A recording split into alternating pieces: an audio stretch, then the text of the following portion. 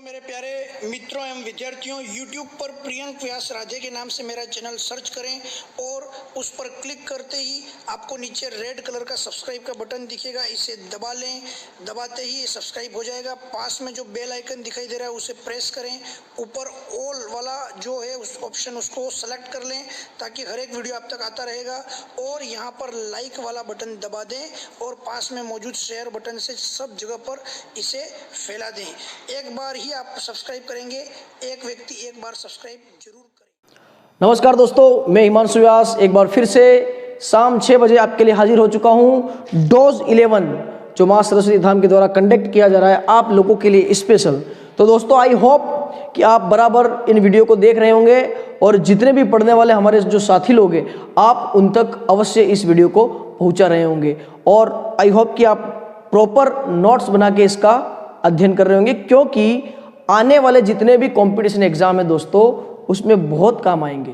तो डोज 11 आप रोज लें। देखिए, आप जानते हो ना, डोज रोज लेनी पड़ती है। तो चलिए आज का हम सेशन शुरुआत करते हैं। आइए क्वेश्चन नंबर फर्स्ट देखिएगा कि कोरोना वायरस क्या है। देखिए, ये सवाल अगर आपने जवाब नहीं दिया ना तो फिर देख लीजिए आपको कहाँ जाना है ना, किस दिशा में आपको जाना है।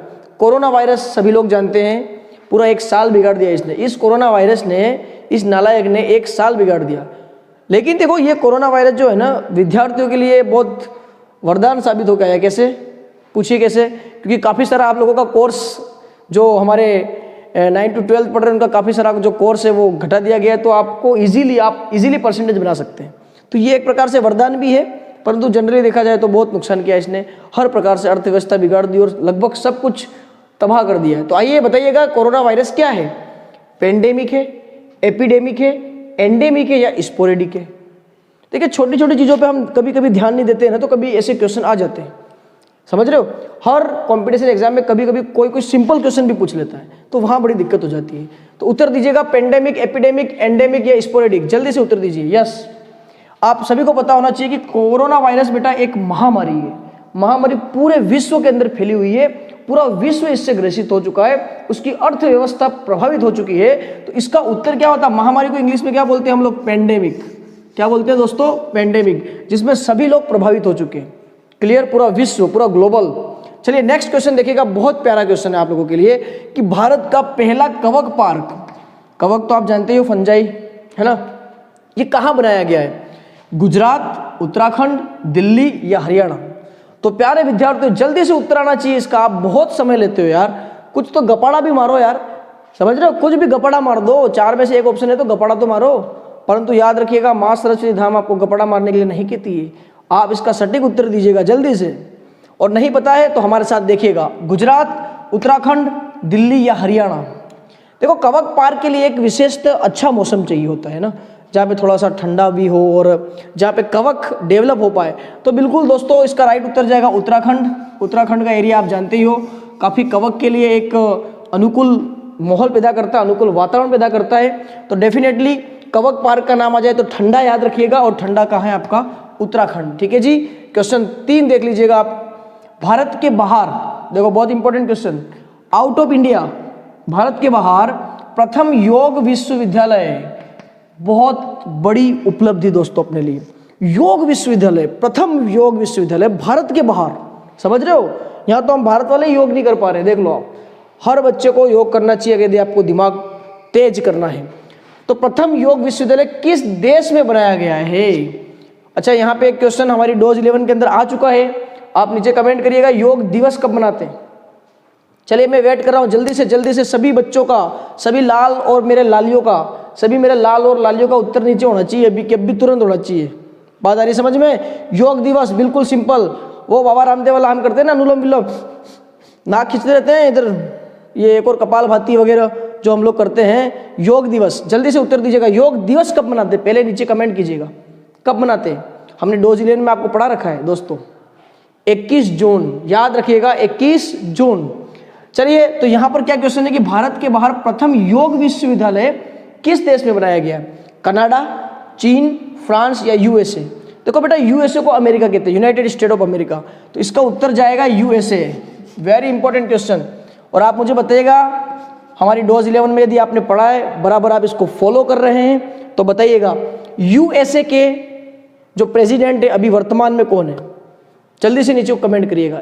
यूएसए यानी अमेरिका के वर्तमान में प्रेसिडेंट कौन है और इससे पहले कौन थे? अभी जनवरी में 20 जनवरी को इन्होंने शपथ ली है। उत्तर दीजिएगा। यूएसए के वर्तमान में प्रेसिडेंट कौन है? जल्दी से। और इससे पहले कौन थे? वर्तमान में प्रेसिडेंट कौन है दोस्तों? याद रखिए, आपका करण तैयार करवा रहा हूं, जो बाइडेन। और भारतीय मूल की जो एक औरत है कमला हैरिस, जो आपने नाम सुना होगा, वो वहां की वाइस प्रेसिडेंट है। ठीक है। और इससे पहले कौन थे दोस्तों?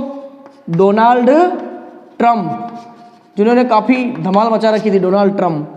तो याद रखिएगा, यूएसए के अंदर योग विश्वविद्यालय पहला खोला गया जो भारत के बाहर है। वर्तमान में इसके प्रेसिडेंट है जो बाइडेन और इससे पहले थे डोनाल्ड ट्रंप। क्लियर? सभी को क्लियर हो रहा है? एक बार कमेंट कीजिएगा, मजा आ रहा है? मजा आ रहा है नहीं आ रहा है? ईमानदारी से बताइएगा, मजा आ रहा है नहीं आ रहा है? बिल्कुल दोस्तों, मजा आ रहा है तो सब तक फैला दो यार, फैला दो, वायरस की तरह फैला दो इसको। चलिए नेक्स्ट देखिए, विश्व रेडियो दिवस। विश्व रेडियो दिवस, देखो रेडियो से आपको याद आना चाहिए, इतिहास के अंदर आप अगर जानते हो तो सुभाष चंद्र बोस ने भी रेडियो से बोला था, है ना, विदेश में जाकर। और दूसरा, हमारे जो प्राइम मिनिस्टर नरेंद्र जी मोदी है, वो भी मन की बात अक्सर रेडियो पे करते हैं। आप सभी लोग सुनते होंगे, हमारे घर परिवार में जरूर सुनते होंगे, और उनसे संवाद के जरिए जितनी भी महत्वपूर्ण जानकारियाँ हैं हम उनसे लेते रहते हैं। तो मुझे बताइएगा कि विश्व रेडियो, विश्व की बात कर रहा है, ग्लोबल रेडियो डे, विश्व रेडियो दिवस कब मनाया जाता है? 13 जनवरी, 14 जनवरी, 15 जनवरी, 16 जनवरी? उत्तर दीजिएगा दोस्तों।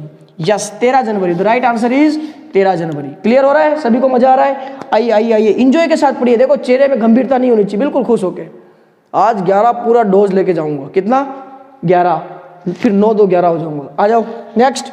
सौर मंडल में अब तक के सबसे दूर स्थित पिंड, या पिंड को अपन वस्तु भी कह सकते हैं, की खोज की गई है। उसका नाम क्या है भाई? उस पिंड का नाम क्या है जो सौर मंडल से अब तक का सबसे दूर? अपने वागड़ी मुँह को घणी सिटी ए सौर मंडल घणो सिटी एवो कहियो આપણે પિંડ है। पिंड નું नाम बता दो भाई जल्दी से। Go for out, do for out, for out, for out. जल्दी से उत्तर दीजिएगा। अपने को याद करने का कौन सा दूर है? अपन क्या कहते हैं? फार का मतलब क्या होता है? दूर। तो याद रखने का फॉर आउट। बे सोक्का मारीने आउट थी गयो हूँ।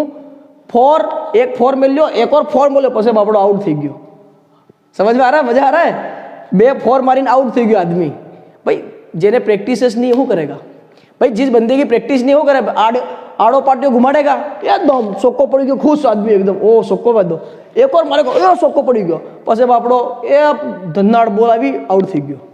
तो फॉर आउट से आपको याद रखना है दोस्तों कि सबसे दूर का घर है, ग्रह है, पिंड है, पिंड की है ना वस्तु। For out. क्लियर? चलिए छठा क्वेश्चन देख लेते हैं। हिमाचल प्रदेश में ने किस पक्षी, बहुत इंपॉर्टेंट क्वेश्चन होने जा रहा है आपके लिए, हिमाचल प्रदेश ने, याद रखिएगा कौन सा राज्य? हिमाचल प्रदेश ने किस पक्षी की कलंगी समझो आप, वो ऐसे नहीं लगाते टोपी के ऊपर इतना लंबा सा यूं करके आता है, कलंगी, हीरो बन के ऐसे लगाते रहते हैं बेचारे पक्षियों को मार के। तो उनकी कलंगी को टोपी पर लगाने की पर रोक लगा दी है। कितना अच्छा ऐतिहासिक फैसला लिया है, ताकि बेचारे इस पक्षी की जान बच सके और उनकी जो आबादी कम हो रही है उस पर अंकुश लगाया जा सके। तो ये ऐतिहासिक फैसला हिमाचल प्रदेश ने लिया है। और वो पक्षी का नाम क्या है? जल्दी से।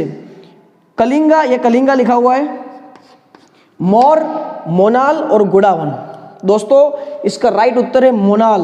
सभी लोग याद कर लीजिए, मोस्ट हाईलाइटेड क्वेश्चन है कि हिमाचल प्रदेश ने मोनाल जो पक्षी है उसकी पहले कलंगी लगाते थे वहां के लोग टोपी पर, उस पर पूर्णतः प्रतिबंध लगा दिया, रोक लगा दिया है। तो चलिए दोस्तों क्वेश्चन नंबर 7 की तरफ जाते हैं। रेल मंत्री, देखिए रेल मंत्री, यहाँ पे फिर से आपसे क्वेश्चन पूछ रहा हूँ। हमारे डोज 11 आप लोग देख चुके हैं, आप जवाब दीजिएगा। और हमने जिक्र भी किया था कि भारत के वर्तमान में रेल मंत्री कौन है, जल्दी से उत्तर दीजिएगा। तब तक मैं सवाल पढ़ता हूँ कि रेल मंत्री ने किस वर्ष तक भारत को विश्व में पहली प्रदूषण रहित, देखिए दोस्तों भारत कितना अच्छा काम करिए पूरे विश्व पटल पर कि पहली विश्व में प्रदूषण रहित रेलवे की घोषणा करी है। यानी वो कब तक, किस वर्ष तक भारत प्रदूषण रहित रेलवे को स्थापित कर चुका होगा, किस वर्ष तक? क्या उत्तर है? अच्छा रेल मंत्री कौन है? जल्दी से उत्तर दीजिएगा। पीयूष जी गोयल, याद रखिएगा पीयूष जी गोयल। तो 2022, 2025 तक, 2027 तक या 2030 तक? क्या उत्तर है?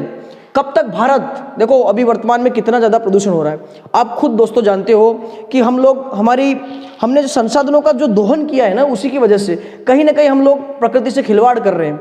आज हजारों पेड़ कट रहे हैं। आप देखिए आज केवल दिल्ली के अंदर ही लगभग 1 करोड़ गाड़ियां रजिस्टर्ड है, जो मैंने आपको पिछले वीडियो में लगभग बताया था कि वहां पे कितना प्रदूषण बढ़ रहा है। तो इन गाड़ियों से जो carbon monoxide, carbon dioxide gases निकलती है, वो कहीं ना कहीं वातावरण के अंदर फैल कर पर्यावरण का टेम्परेचर बढ़ाती है और उसी की वजह से ग्लोबल वार्मिंग जैसी बहुत बड़ी घटना उत्पन्न हो जाती है, जिससे हिमालय के जो बर्फ पिघलकर नदियों पे आते हैं और उनका प्रवाह इतना तेज हो जाता है कि कहीं जगह पर बाढ़ तक की भी नौबत आ जाती है दोस्तों। जैसे असम वाले क्षेत्र के अंदर आप देख सकते हैं, अरुणाचल प्रदेश वगैरह वहां पर। तो दोस्तों ये जो प्रदूषण है ना, ये प्रदूषण बहुत ही घातक है और हम लोगों को भी कहीं ना कहीं पेड़ पौधे उगाने चाहिए और लोगों को अधिक से अधिक जागरूक करना चाहिए, ताकि जैसे अभी हाल ही में आपने देखा है कि उत्तराखंड के अंदर जो तबाही मची, जो ग्लेशियर टूट के जब वो एक तीव्र गति से निकला, जिस प्रकार से पानी को पूरा पहाड़ को काट के जो निकला, ऐसे ढलान नुमा जो हमारा कटाव था, उस पूरे पानी को, उस पानी ने उस पूरे पहाड़ को काट के जब वो आगे निकला तो कितनी तबाही मची, कितने लोग डेथ हो चुकी है। और उत्तराखंड में आए दिन होता है, आप सभी लोग इससे परिचित हैं। तो दोस्तों भारत ने विश्व के अंदर ये पहली प्रदूषण रहित रेलवे की घोषणा कर दी है, जो कि हमारे लिए बहुत महत्वपूर्ण है। 2030 तक दोस्तों, बहुत अच्छा क्वेश्चन है आप लोगों के लिए, तो ध्यान रखिएगा 2030 तक हम लोग, हमारा जो रेलवे वो बिल्कुल पॉल्यूशन फ्री हो जाएगा, पॉल्यूशन रहित हो जाएगा। आइए नेक्स्ट क्वेश्चन देखिएगा। राष्ट्रीय सुरक्षा परिषद यानी कि यूएन परिषद जिसको बोलते हैं, उसका अध्यक्ष किसे नियुक्त किया गया अभी हाल ही में? सुरेश रेड्डी, एसएन सुब्रमण्यम, जीएस सुब्बाराव या अरुण जेटली? उत्तर दीजिएगा दोस्तों जल्दी से जल्दी से। यस, बिल्कुल बिल्कुल, इसका उत्तर रहेगा B, S N Subrahmanyam. S N Subrahmanyam को यूएन परिषद का दोस्तों अध्यक्ष नियुक्त किया गया है। क्या नियुक्त किया गया है? अध्यक्ष नियुक्त किया गया। आइए नेक्स्ट क्वेश्चन देखते हैं। एमपी मध्य प्रदेश में अभी हाल में 13 से 14 फरवरी को कौन सा महोत्सव मनाया गया दोस्तों? कौन सा महोत्सव?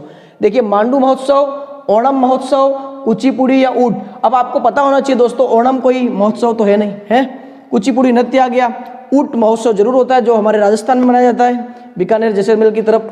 तो यहाँ पे दोस्तों एमपी जो है ना, एमपी के अंदर मांडू करके एक शहर है, वहां पर अभी हाल ही में मांडू महोत्सव मनाया गया। याद रखिएगा, एमपी के अंदर मांडू एक शहर है, वहीं पर मांडू महोत्सव मनाया गया अभी हाल ही के अंदर, याद रखिएगा। नेक्स्ट क्वेश्चन 10वां चलते हैं हम, सेकंड लास्ट क्वेश्चन। किस देश ने हाल में ही फेसबुक पर, दोस्तों देखिए बहुत भाव चढ़ गए थे इस मार्क जकरबर्ग के। फेसबुक का कौन है संस्थापक? मार्क जकरबर्ग है, इसका नाम भी ऐसा है, खचर फचर जकरबर्ग, छकर फचर, ऐसा कुछ नाम है इसका। फेसबुक को इंटरनेट प्रोवाइडर द्वारा ब्लॉक कर दिया गया। बहुत ही शानदार पहल किस देश ने? नेपाल ने किया है, भूटान ने किया, भारत ने किया या म्यांमार ने किया? अच्छा, म्यांमार का एक और नाम बता दूं, बर्मा भी कहते हैं इसको, म्यांमार को बर्मा भी कहते हैं। बताइएगा दोस्तों, किस देश ने फेसबुक पर प्रतिबंध लगा दिया है अभी? इंटरनेट प्रोवाइडर के जरिए ब्लॉक कर दिया गया उसको। नेपाल, भूटान, भारत या म्यांमार? राइट आंसर रहेगा दोस्तों म्यांमार, बर्मा। इसी ने हाल में फेसबुक पर ब्लॉक कर दिया गया है, फेसबुक को यूज करने के लिए मना कर दिया गया है। देखो बहुत अच्छी पहल है, ये बहुत ज़्यादा हीरो बन रहे थे फेसबुक वाला में। आजकल आप जानते हो कि फेसबुक पर बिल्कुल भी दोस्तों प्राइवेसी नहीं है, हर कोई फेसबुक पे फर्जी आईडी बना के हर किसी से कोई चैट कर रहा है। आप देखिए कितने फेसबुक के अंदर ब्लैकमेलिंग भी, इतनी ज़्यादा ब्लैकमेलिंग हो गई है कि लोग अलग अलग प्रकार के वीडियो तक बना के उसमें डाल देते हैं। तो वर्तमान में अगर देखा जाए तो इतना सेफ, हमारी प्राइवेसी को एक बहुत बड़ा खतरा साबित होता है फेसबुक। जैसे अभी हाल ही में आपने देखा था कि व्हाट्सएप पे भी एक हमको जो पॉलिसी एक्सेप्ट करनी थी, तो कई लोग वहाँ से हट के इधर उधर भटक गए और दूसरा उन्होंने ऐप भी चालू कर दिए थे। ठीक है दोस्तों, तो फेसबुक पर प्रतिबंध किसने लगाया? म्यांमार ने दोस्तों। किसने लगाया? म्यांमार ने। तो आइए आज का अंतिम क्वेश्चन, जैसा कि हमने आपसे वादा किया था कि हमारे डोज 11 में एक बुक जरूर रखेंगे, एक बुक जरूर रखेंगे दोस्तों। आइएगा, बहुत प्यारी book, amazing Ayodhya. Amazing Ayodhya, ये बुक, इस पुस्तक के लेखक कौन है? अमेजिंग अयोध्या। जल्दी से दोस्तों, जल्दी से दोस्तों इसका उत्तर दीजिएगा। देखो दोस्तों, अभी आपको पता होगा अयोध्या, अभी अयोध्या के अंदर आप खुद देखिएगा, भारत के जो लोग हैं हमारे, बढ़ चढ़ के उन्होंने इसमें कंप्लीट सहयोग दिया। इसकी जो संचित निधि है उसमें लगभग अभी वर्तमान में 1000 से 1500 करोड़ रुपया भारतवासियों से चंदा इकट्ठा कर लिया गया है, जो कि ये भारतवासियों का एक बहुत बड़ा प्रेम है, एक राम के प्रति एक श्रद्धा है, एक विश्वास है। अभी हाल में जब लॉकडाउन हुआ था दोस्तों, याद करिए वो जो क्षण हम निकाल नहीं पा रहे थे, तो हम लोगों ने टीवी पे रामायण देखा, जो मोदी जी ने प्रसारित करवाया था नेशनल टीवी पे, डीडी चैनल पर, जो बचपन में कभी हम देखा करते थे। आजकल तो बहुत सारे चैनल आ गए। तो उस रामायण ने, महाभारत ने हमारा जो समय था वो व्यतीत किया, साथ ही साथ हमको बहुत कुछ सिखा दिया दोस्तों। रामायण और महाभारत के अंदर बहुत सारी सीख है जो हमारे जीवन में भी काम आती है, उससे हमको सीखना चाहिए। तो कहीं ना कहीं ये जो अयोध्या का जो राम मंदिर है ये वर्तमान में हमें बहुत कुछ सिखा रहा है और हमारे भारतवासियों का इतना प्रेम है कि संचित निधि के अंदर 1500 करोड़ के आसपास चंदा इकट्ठा हो गया दोस्तों। तो राम मंदिर तो इस बार 100% बन के ही रहेगा। और अभी हाल ही में आपने देखा होगा, कल परसों टीवी में भी आ रहा था कि एक छोटे से बच्चे ने भी जो अपनी पॉकेट मनी है उसमें से पैसा राम मंदिर के लिए समर्पित किया दोस्तों। और हमको भी ये सौभाग्य प्राप्त हुआ कि हमने भी राम मंदिर हेतु अपना पूरा समर्पण जो संचित निधि में हमने दिया है, हमने अपना समर्पण किया है। और आपको बता दूं, एक छोटी सी कहानी भी बता दूं, अभी हाल ही के अंदर आप सभी लोग ने पढ़ा भी अगर होगा, नहीं पढ़ा है तो मैं आपको जानकारी देता हूं। एक सब्जी बेचने वाला एक व्यक्ति है, बहुत गरीब व्यक्ति सब्जी बेचने वाला, वो खुद इंटरव्यू में कह रहे हैं कि भाई जब मैं राम भगवान के बारे में कुछ जानता भी नहीं था, रामायण के बारे में भी मैं कुछ जान नहीं रहा था, परंतु जब मैंने लॉकडाउन के अंदर टीवी देखी, रामायण देखा, तो मुझे काफ़ी कुछ राम के प्रति एक श्रद्धा उत्पन्न हुई, एक भावना उत्पन्न हुई कि यार राम जैसे जो महान पुरुष है, उन्होंने कितना, मर्यादा पुरुषोत्तम भगवान श्री राम, उन्होंने कितना त्याग किया, उन्होंने क्या क्या किया। तो मैं उससे काफ़ी प्रेरित हुआ और मैंने जो सब्जियां बेच के जितना भी कमाया उसमें से काफ़ी कुछ धन में अपनी स्वेच्छा से राम मंदिर हेतु दान कर रहा हूँ और उन्होंने दान किया भी है दोस्तों। तो ये होता है अयोध्या के जो राम मंदिर भगवान है हमारे, उनके निर्माण हेतु हम सभी को सहयोग किया है हमने और आगे भी करते रहना चाहिए। तो उसी पर एक बुक है, देखिएगा, अमेजिंग अयोध्या, ये बुक है, इसके लेखक कौन है आइए बताइएगा। नीना राय, प्रियंका मेनन, चेतन भगत, हरिओम तिवारी। जल्दी से उत्तर दीजिए। आज का अंतिम क्वेश्चन दोस्तों, इसका राइट उत्तर जाएगा नीना रॉय। सभी लोग याद कर लीजिएगा, most important question. Amazing Ayodhya के जो लेखक है, जो लेखिका है, उनका नाम है नीना रॉय। तो प्यारे विद्यार्थियों, प्यारे दोस्तों, आज का डोज 11 यही समाप्त हुआ है। कल फिर से हम शाम को 6 बजे मिलेंगे, परंतु आप सभी दोस्तों तक इसको पहुंचाओ। आप लोगों का प्रेम और स्नेह यूं ही बना रहे। तब तक कल फिर से मिलेंगे शाम 6 बजे। जय हिंद, नमस्कार, वंदे मातरम, भारत माता की जय।